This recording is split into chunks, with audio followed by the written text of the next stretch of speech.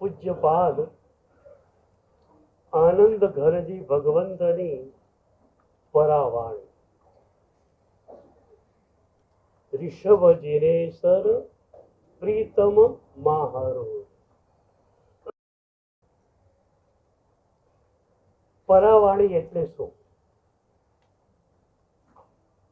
એક મજાની ઘટના એના સંદર્ભમાં યાદ આવે.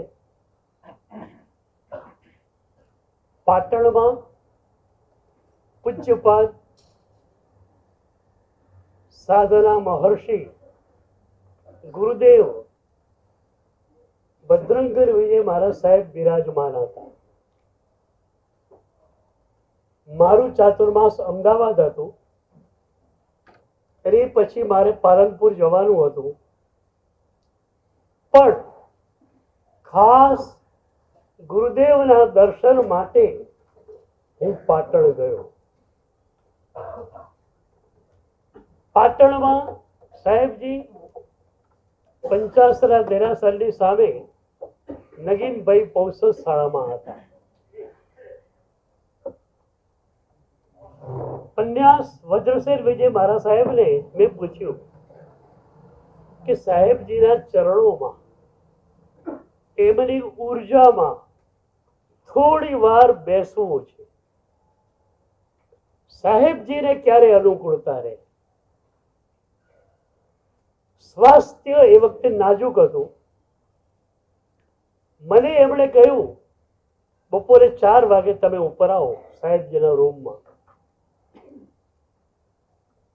હું બપોરે 4 વાગે સાહેબજીના રૂમમાં ગયો. સાહેબજી સુતેલા હતા.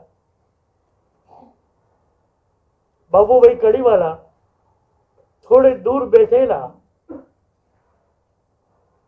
અને સાર કર સ્વામી શંખેશ્વરા ગાઈ રહ્યા હતા. હું વંદન કરીને દૂર બેસી ગયો. માત્ર સાહેબજીની ઉર્જામાં મારે બેસવું હતું. શબ્દ કરતા સદગુરુનું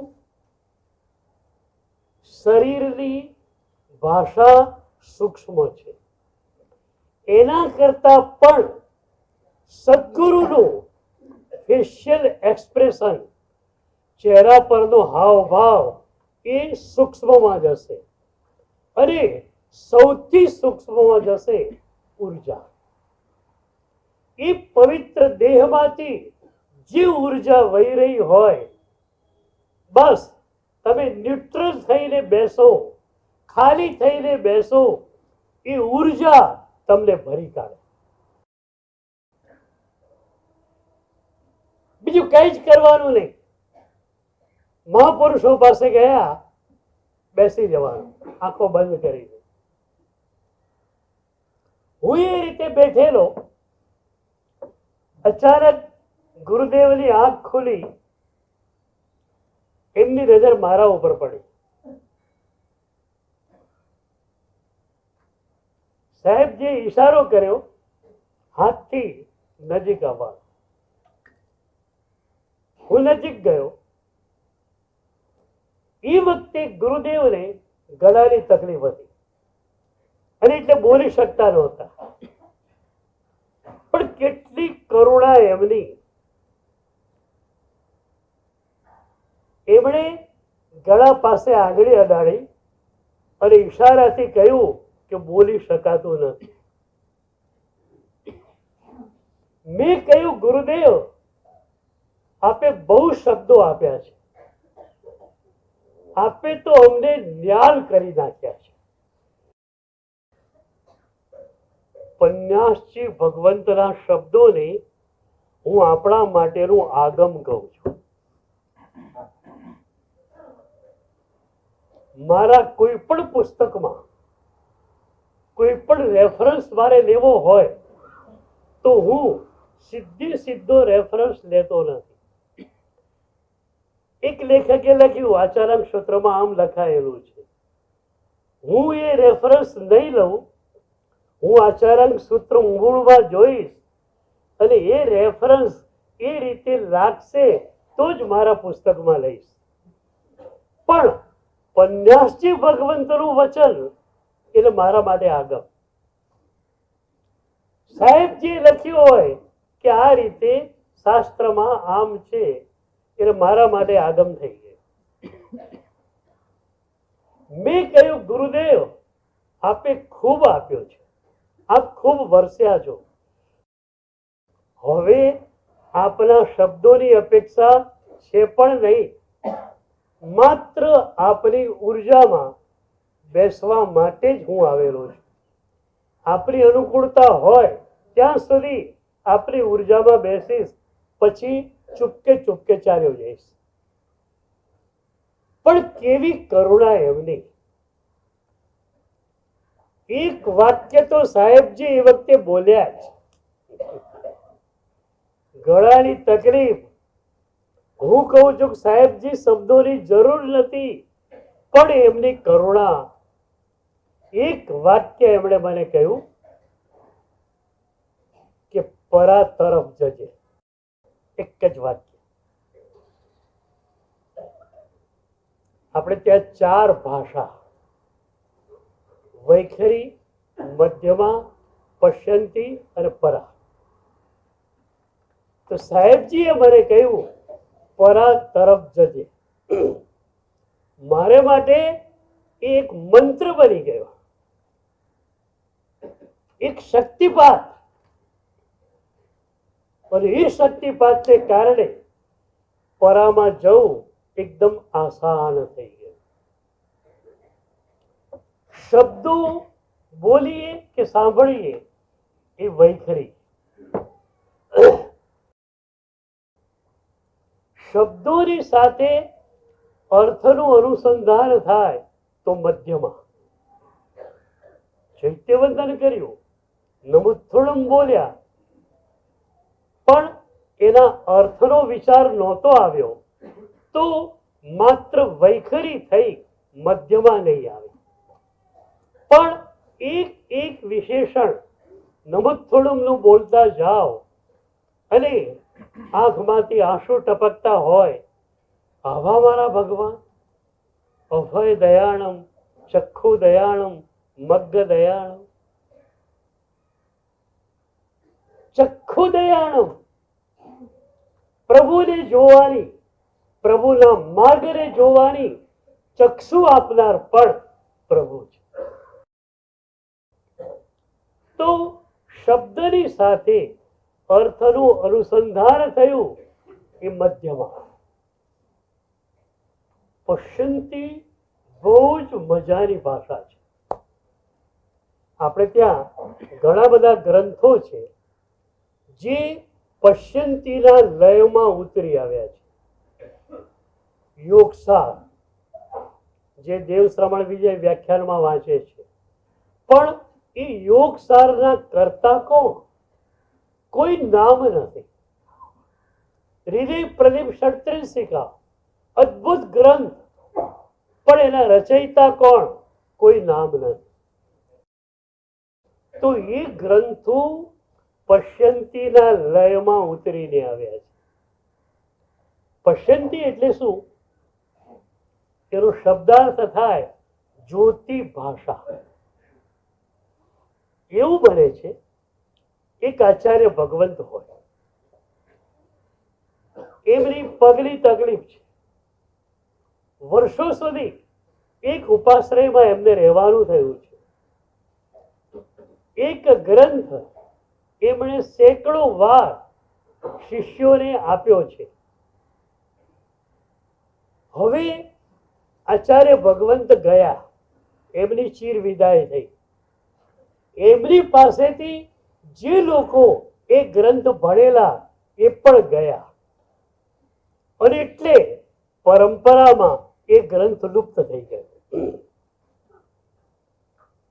પણ પછી શું બને છે? કોઈ મરમી સાધક એ ઉપાશ્રયમાં જાય, રાત્રે ધ્યાન કરતો હોય અને ધ્યાનની અંદર સીધા જ એને શબ્દો દેખાવા ચાલુ થઈ ગયા. આખો ને આખો ગ્રંથ ભીત ઉપર લખાયેલો એને દેખાય.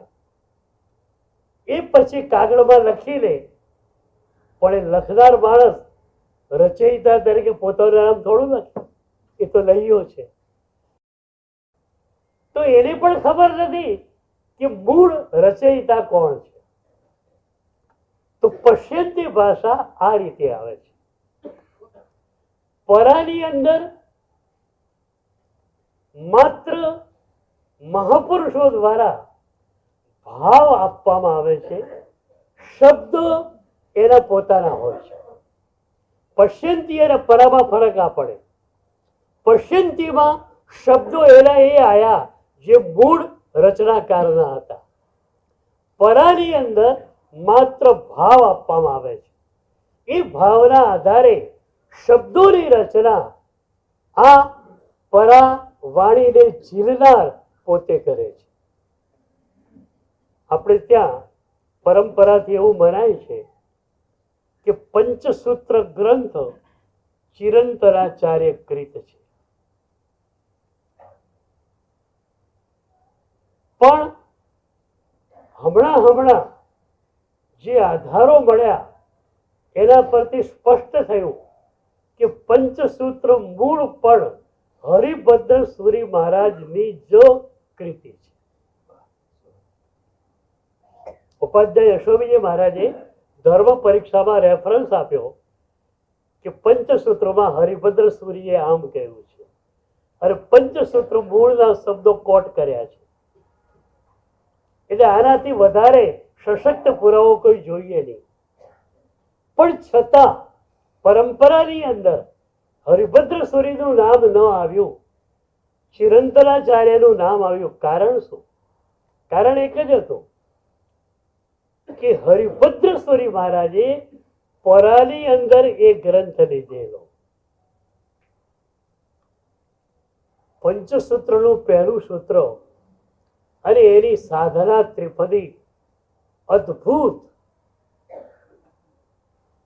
દુષ્કૃત ગરહા સુકૃત અનુમોદના શરણ સ્વીકાર. આ ત્રણ તમારી પાસે આવી જાય તો અહંકારના ચૂરે ચૂરા થઈ જાય. તો એ સાધના ત્રિપદી એમને આપવામાં આવી. એટલે કે તત્કાલીન મહાપુરુષોએ એનો વિચાર કરેલો. એ વિચારના પરમાણુઓ એમના સુધી આવ્યા. એમણે એ પરમાણુઓને ગ્રહણ કર્યા અને એ ભાવોને આધારે એમણે શબ્દોની રચના કરી. માટે એ પરામાં આવેલો ગ્રંથ કહેવાય. તો આનંદ ઘનજી ભગવંતની આ રચના પણ પરાવાણી છે.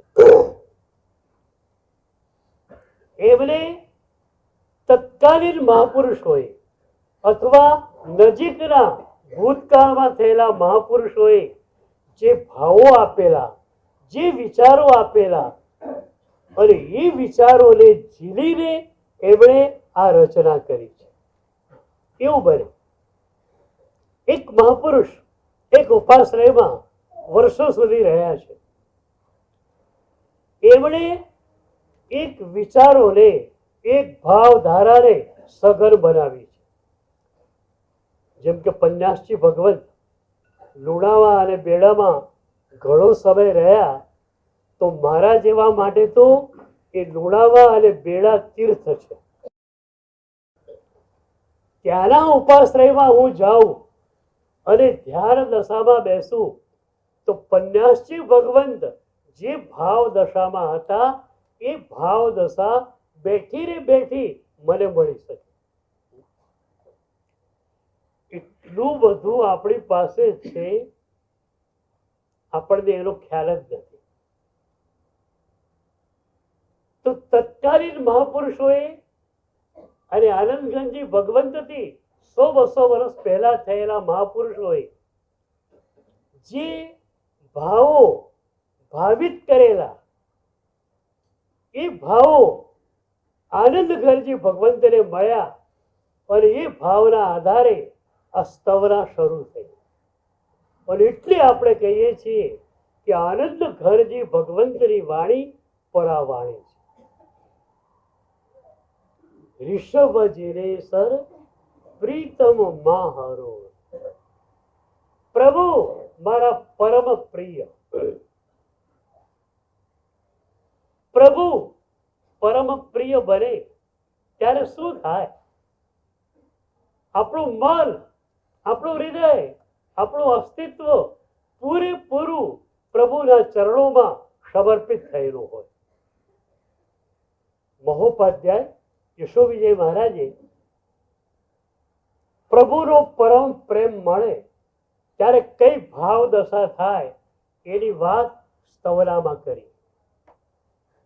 वासित है जिन गुण मुझ दिल को, जैसे सुर तरु बाग और वासना लगे न ताको, जस कहे तू बड़ भाग। એમણે પોતાની કેફિયત કરી। આવા મહાપુરુષો પોતાની અનુભૂતિની વાત કરે, આપણા માટે જલસો ન થઈ જાય? સામાન્યતયા જેમની પણ અનુભૂતિ થઈ હોય એ શબ્દોમાં મૂકતા હોતા નથી, પણ ક્યારેક ક્યારેક લીકેજ થઈ જાય અને શબ્દોમાં આવી જાય ત્યારે આપણા માટે જલસો થઈ જાય। તો શું કહે છે? વાસિત હૈ જીન ગુણ મુજ દિલ કો, મારા હૃદયને, મારા મનને, મારા અસ્તિત્વને પ્રભુના ગુણોએ કબજે કરી લીધું છે। ઓર વાસના લગે ન તાકો, હવે બીજો કોઈ રંગ આ મન પર, આ હૃદય પર ચડી શકે એમ નથી।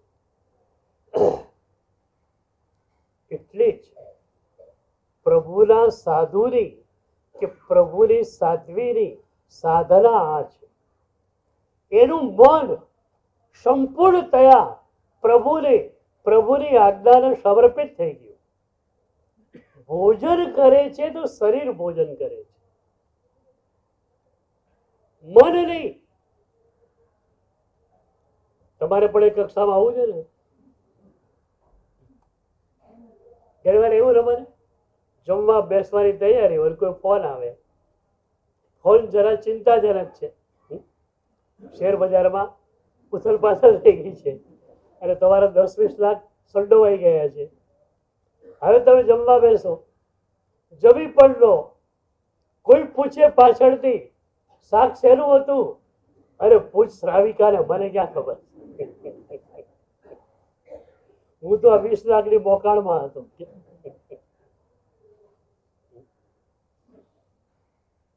એક સામાન્ય વિચાર, સામાન્ય ઘટના તમારા મનને કબજે કરી લે, પ્રભુ તમારા મનને કબજે ન કરી લે તો અમને જે મજા છે, અમારી પાસે જે આનંદ છે, એનું કારણ આ છે કે અમારું મન હવે પ્રભુનું છે। જ્યાં સુધી અમારું મન અમારું હોય ત્યાં સુધી અમે પણ મજામાં ના હોઈએ, અમે પણ અસાધામાં હોઈ શકીએ, પણ જે ક્ષણે અમારું મન અમારું ના રહ્યું, પ્રભુનું થઈ ગયું, એ ક્ષણે મજા જ મજા। તો હવે આપણે પ્રભુને પોતાના કરવા છે।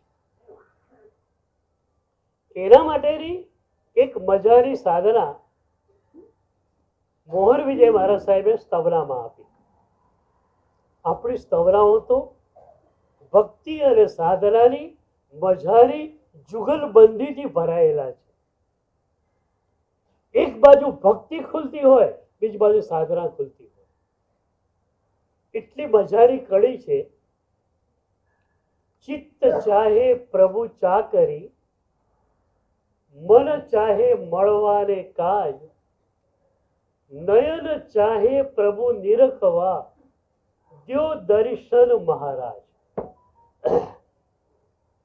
એ ભક્તિ યોગાચાર્ય પ્રભુને કહી રહ્યા છે કે પ્રભુ તમારું દર્શન મને આપો. જો દર્શન મહારાજ. પછી ખબર છે કે પ્રભુ તો દર્શન આપવા તૈયાર છે. પ્રભુ દર્શન આપવા તૈયાર છે. તમે એ પ્રભુના દર્શનને ઝીલવા માટે તૈયાર ખરા? તો એના માટેની સજ્જતા કઈ? 3 સજ્જતાની વાત કરી. ચિત્ત ચાહે પ્રભુ ચાકરી, મન ચાહે મળવાને કાજ, નયન ચાહે પ્રભુ નિરખવા, દ્યો દર્શન મહારાજ. આંખો પ્રભુને જોવા માટે એકદમ તડપેલી હોય. કેવી તડપણ હોય? પ્રભુને જોવા માટેની તડપણ કેવી હોય? સુરદાસજીની એક મજાની પ્રાર્થના છે. મારી દૃષ્ટિએ પ્રાર્થના જગતની એ શિરમોર પ્રાર્થના છે. સુરદાસજીની આંખો ગઈ અને એ પહેલા સ્વસ્થ આંખો જ્યારે એમની હતી અને એ પ્રભુના દર્શન કરવા ગયેલા. એ વખતે એમણે પ્રભુને કહ્યું કે પ્રભુ તું છે રૂપનો રાશિ, રૂપનું એક્સ્ટ્રીમ પોઈન્ટ. મારે તારું દર્શન કરવું છે. મારી પાસે માત્ર 2 આંખો છે અને એ આંખો પણ વારંવાર બિછાય તેવી. પ્રભુ 2 આંખોથી તારું દર્શન હું સી રીતે કરું? અને એ વખતે એમણે જે પ્રાર્થના કરી છે અદ્ભુત. એ કહે છે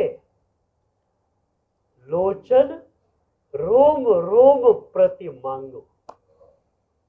પ્રભુ હું માંગુ છું કે મારા એક એક રોવાળે એક એક આંખ ઉગી જાઓ. લોચન રોમ રોમ પ્રતિ માંગો. એક એક રૂવાળે આંખ ઉગી જાય. બસ પછી તને જોયા જ કરું, જોયા જ કરું, જોયા જ કરું. આવી જ એક પ્રાર્થના મહોપાધ્યાય યશોવિજયજીની છે. અભિનંદન પ્રભુની સ્તવરામાં છેલ્લે એમણે કહ્યું કે પ્રભુ બીજી કોઈ ઈચ્છા નથી મારી, એક જ ઈચ્છા છે. શું ઈચ્છા છે? तेरे नयन की मेरे नयन में जस कहे दियो छवि अवतारी. प्रभु તારી આંખમાં જે છે કે મારી આંખમાં આવી જાય. तेरे नयन की मेरे नयन में जस कहे दियो छवि अवतारी. શું બાકી રાખ્યું?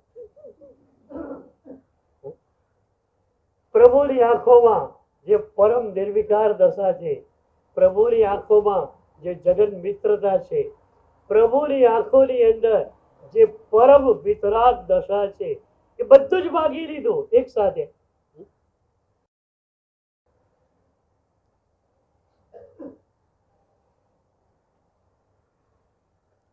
માગતા બી આવડવું જોઈએ ને. આવું માગીએ આપણે પણ. આપણે ત્યાં એક લોક કથા છે. એક માણસ જન્મથી આંધળો, પૈસા પણ એની પાસે નહીં, માતા પિતા વગેરે નાની વયમાં ગુજરી ગયેલા. જેમ તેમ કરીને પોતાનું ગુજરાન ચલાવે, ગામ બહાર નાનકડી ઝૂંપડીમાં રહે. એકવાર એને થયું કે આ તો મારું કોઈ જીવન છે.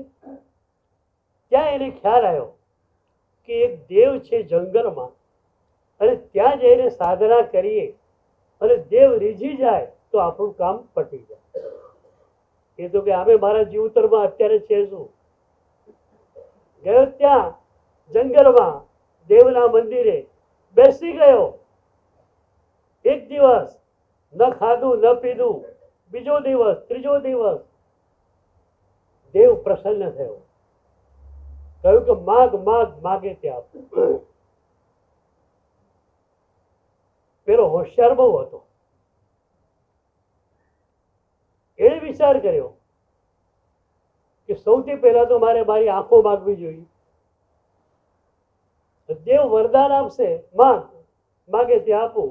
હું કહી દઉં આંખો આપી દો, આંખો તો મળી પણ પૈસા ન હોય તો પછી શું કરવાનું? પાછું એની એ ઝૂંપડી અને એની એ જ રામપાદર. પૈસા જોઈએ તો પૈસા પણ આવી જાય, પ્રતિષ્ઠા ન હોય તો શું થાય? એટલે એણે જે માગ્યું છે ને, એણે કહ્યું દેવ મારા દીકરાના દીકરાની વહુને મારા 7 માળની હવેલીના 7મા માળ ઉપર સોનાની ગોળીથી છાસ વલોવતી જો.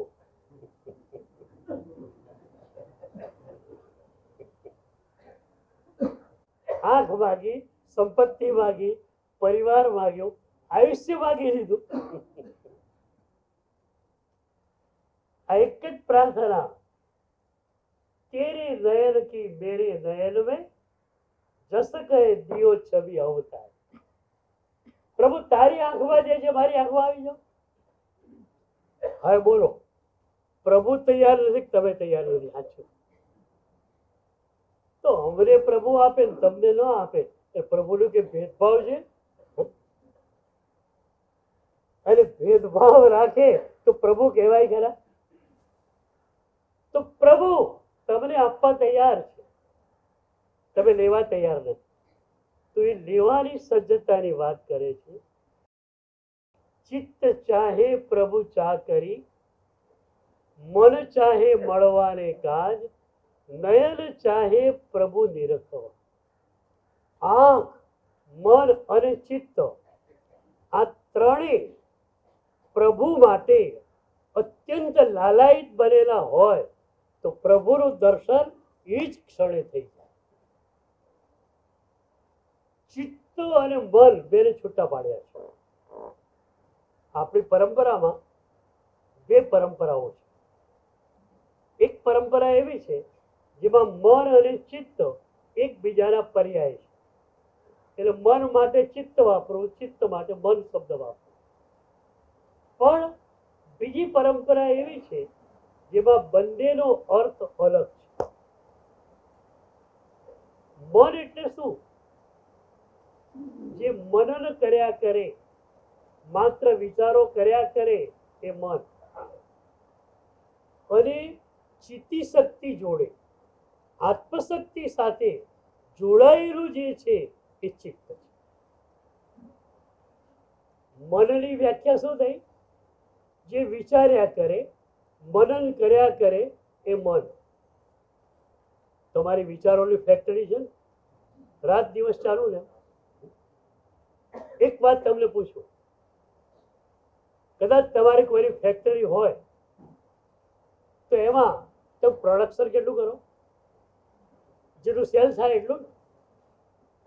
આ તમારી મનની ફેક્ટરી વિચારોનું પ્રોડક્શન કર્યા જ કરે, લેનાર કેટલા?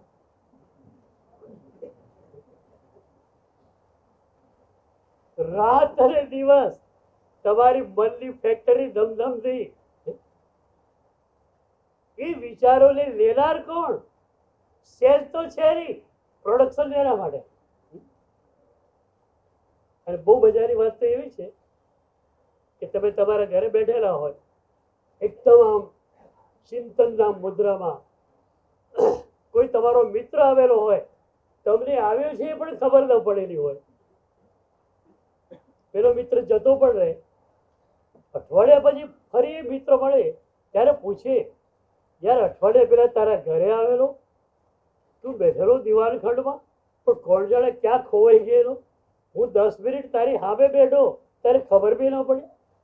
શું વિચારવા મશગુલ હતો? એ વખતે તમને ખ્યાલ નહીં આવે કે તમે એ વખતે કયા વિચારમાં હતા. અઠવાડિયા પહેલા જે વિચારે તમારા કલાકો ખાઈ નાખેલા એ વિચાર શું હતો આજે તમને ખ્યાલ નથી, અને એ વિચારોની પાછળ તમારી કેટલી એનર્જી ખતમ થાય, તમારો કેટલો સમય ખતમ થાય.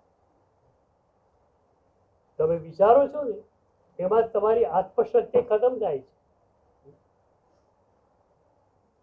ઉપયોગ આત્મશક્તિ એ જ્યાં સુધી સક્રિય ન બને ત્યાં સુધી વિચારનું તંત્ર સક્રિય બની શકતું નથી. તો રાખ અને ધૂળ જેવા વિચારો માટે આપણે આપણા ઉપયોગને સક્રિય બનાવીએ. વિનોબાજી એક સરસ વાત કરતા.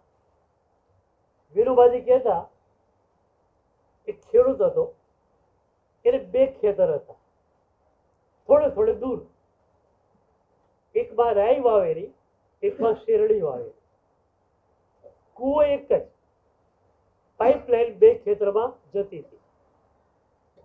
એ જ કૂવાનું પાણી ખેડૂત જ્યારે રાઈના ખેતરમાં છોડે ત્યારે એ પાણી રાઈની તીખાસને ઉભા રહે, અને એ જ કૂવાનું પાણી જ્યારે શેરડીના ખેતરમાં નાખે ત્યારે શેરડીની મીઠાશને ઉભા રહે. પાણી એ જ. એમ તમારો ઉપયોગ તમે શુભમાં પણ લઈ જઈ શકો, અશુભમાં પણ લઈ જઈ શકો. એટલે આજે એક વાત તમને કરું કે તમારા વિચારોના માલિક તમે બની છો. અત્યારે મન તમારું માલિક છે ને, કે તમે મનના માલિક? અત્યારે કોણ માલિક? મન તમારું માલિક. તમારે મનના માલિક બનવું છે. એના માટે એક સરસ વાત છે. આપણે ત્યાં એક કહેવત છે, બળતું ઘર કૃષ્ણાર્પણ. એ કહેવતની પાછળ એક મજાની કથા છે. એક માજી હતા, નાનકડા ગામમાં ઝૂંપડામાં રહેતા. દીકરો એકદમ ટેલેન્ટેડ હતો. એને એના સંબંધીનો આશ્રય મળ્યો, શહેરમાં ગયો, સારું ભણ્યો, સારી બિઝનેસની લાઈન મળી ગઈ, કરોડોપતિ દીકરો બની ગયો. શહેરમાં એનો મજાનો ફ્લેટ, કાર, આ તે બધું જ. હવે એને થાય કે મારી માં ગામડે છે એ બરોબર નથી. માને રોજ ફોન ઉપર કે માં હું તને લેવા આવું છું, તારે અમારી જોડે જ રહેવાનું. માગે નહીં, મને તમારા શહેરમાં નહીં ભાવે. આખી જિંદગી ગામડામાં કાઢી, હવે અહીંયા જ ભરવાનું છે. છોકરાએ ઘણી મહેનત કરી પણ માં કબૂલ નથી. ત્યારે વિચાર કર્યો કે માં ઝૂંપડીમાં રહે તો કેમ ચાલે? માં જો આવવાની જ નથી તો અહીંયા બંગલો બનાવી નાખો. ઝૂંપડાની બાજુમાં એક જગ્યા લીધી, પ્લોટ લીધો, એક કોન્ટ્રાક્ટરે ઓર્ડર આપી દીધો, બંગલો બની ગયો. અને આવી ગયો દીકરો કે માં આપણો બંગલો છે, તારે ત્યાં રહેવાનું. હવે માજી બંગલામાં રહે છે. એક રાત્રે માજી ઉઠેલા, જોયું પેલી ઝૂંપડીમાં આગ લાગેલી. ઝૂંપડીમાં કે હાજુ તો હતું જ નહીં, કે રાખેલું પણ હતું નહીં. અને ગામડું ગામ, આગ બંબાવાળા કે આવવાના પણ નહોતા. દોશીમાં કૃષ્ણ ભગવાનના ભક્ત હતા. દેરાસરે જાય, મંદિરે જાય, પણ પૈસો છૂટે નહીં. આજે અચાનક ટ્યુબલાઇટ થઈ, ત્યાં ઝૂંપડું બળી રહ્યું છે. આમે મારા હાથમાં નથી તો કૃષ્ણ ભગવાનને આપી દો. હે કૃષ્ણ ભગવાન, આ બળતું ઘર તને એવું તમે કરો ને. મન મારા હાથમાં નથી, પ્રભુ મારા મનને તો લઈ લે. સમર્પણ અઘરું કેમ પડે છે? એક બહુ મજાની વાત આજે તમને કહું. ચિત્ત, મન, એ વાત તો આપણી ચાલુ જ છે, એમાં થોડા ઊંડાણથી આપણે જવું છે. વચ્ચે એક વાત કરું કે આપણી પરંપરા કેટલી મજાની હતી. તમારે ત્યાં પણ સમર્પણની પરંપરા હતી. 50 કે 55 વર્ષનો દીકરો હોય, 2 દીકરાનો 3 દીકરાનો બાપ હોય, પણ એનો બાપ લાલ આંખ કરે ને તો 55 વર્ષનો દીકરો એને પરસેવો છૂટે.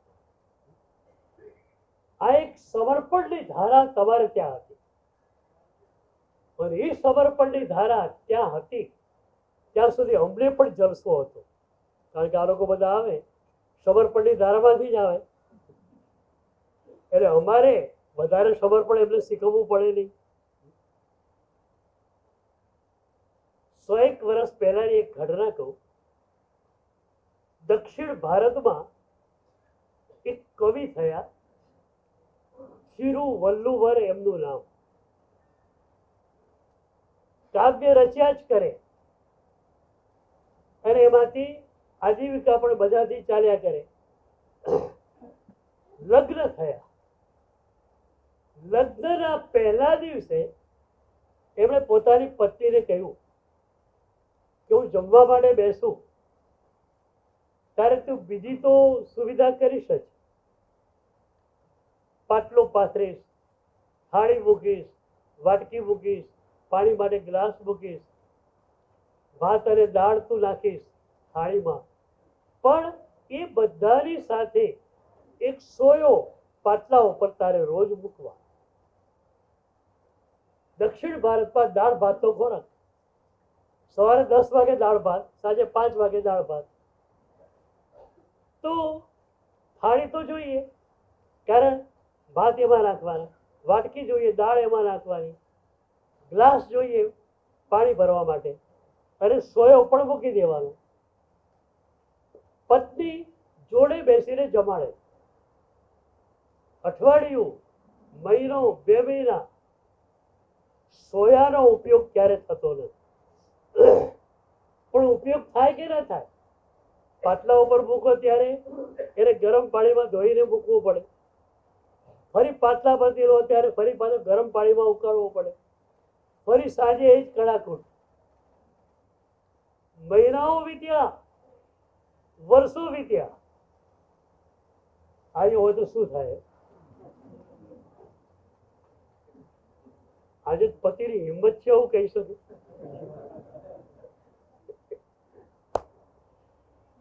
અને કે તો જવાબ શું પડે? પણ કહો તો ખરા શેના માટે મૂકો? તમારે તો ઠીક છે બોલી નાખવું છે, સક્કરબીની જીભ ને અકરબીના ટાટિયા, કામ તો મારે કરવું પડે. લગ્ન જીવનના 50 વર્ષ પૂરા થયા, 21 વાર સોયાનો ઉપયોગ થયો નથી. પત્નીએ પૂછ્યું નથી એમ નહીં, પત્નીના મનમાં આ સોયો શા માટે મુકાવે છે એનો વિચાર આવ્યો નથી. આ સમર્પણ. લગ્ન જીવનને 50 વર્ષ પૂરા થયા, 51મું વર્ષ ચાલુ થવાનું હતું.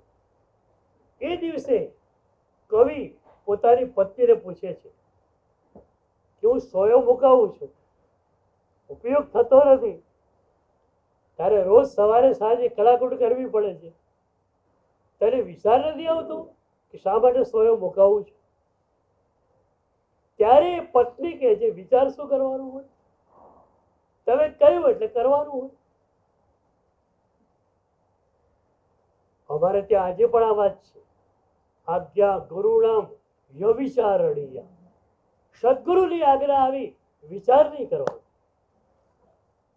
ગુરુની આજ્ઞા આવી પછી વિચાર કરે, મને અનુકૂળ છે કે પ્રતિકૂળ છે, અને અનુકૂળ છે એને સ્વીકાર કરે તો એ શિષ્ય, એની પાસે શિષ્યત્વ નથી.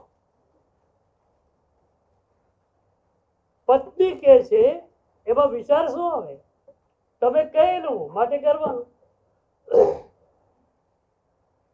તમને વિચાર થયો હશે કેમ મૂકો?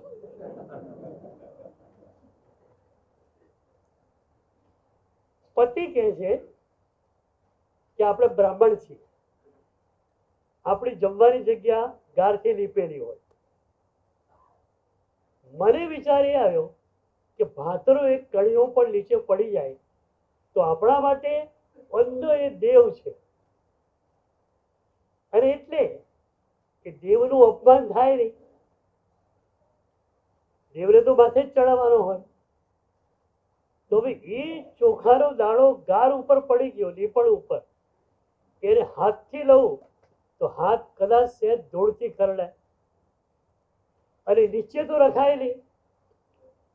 તો મેં વિચાર કર્યો સોયો રાખવો, સોયામાં એ ભાતનો દાણો પરવી દેવો, પાણીના ગ્લાસમાં નાખી એ ભાતના દાણાને સ્વચ્છ કરી મોઢામાં મૂકી દેવો. પણ 50 વર્ષમાં એકે વાર ભાતનો દાણો નીચે પડ્યો આ શક્ય છે. તમને જમતા આવડે, એક દાણો નીચે ન પડે શક્ય છે, પણ 50 વર્ષ સુધી રોજ સવારે અને સાંજે સોયો ઉગાડીને મૂકવો, અને છતાં મનમાં એક પણ વિચાર ન આવે. આ સમર્પણ કેટલું મજાનું છે. ઋષભ જીરેશ્વર પ્રીતમ માહરો, આ સમર્પણની ધારા છે. નહીં અચાહ નહીં ચાહના, ચરદન લય લીના રે. બસ પ્રભુની ઈચ્છા, પ્રભુની આજ્ઞા.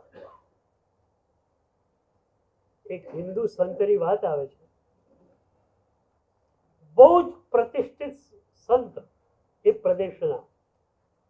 એકવાર નદીના કાંઠે ગયા, હોડી વાળો પણ ઓળખી ગયો, આ તો આપણા પ્રદેશના મોટામાં મોટા સંત.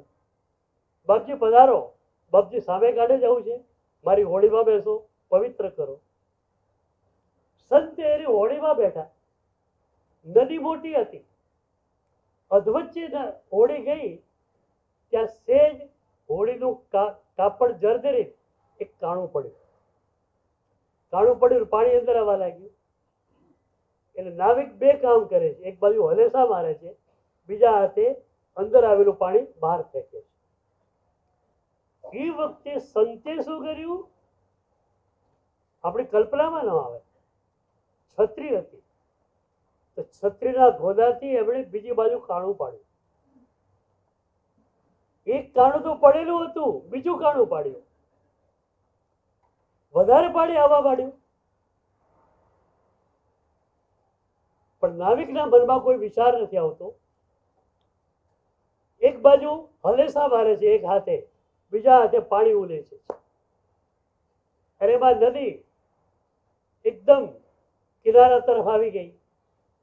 હોડી કિનારા તરફ લાંગરવા લાગી. ત્યારે સંતે પેલાના હાથમાંથી વાટકી લીધી અને પોતે ગ્લાસ લઈ અને પાણી ઉલેચવા માંડ્યા. હોડી તો કિનારે પહોંચી ગઈ. સંત ઉતર્યા, બાકડો હતો ત્યાં બેઠા. નાવિક એમના ચરણોમાં પડ્યો કે સાહેબ, આપે મારી હોડીને પાવન કરી. આપ બહુ મહાન સંત છો, મને ખ્યાલ છે. આપ જે પણ કરો એની પાછળ ઊંડો ઉદ્દેશ હોય.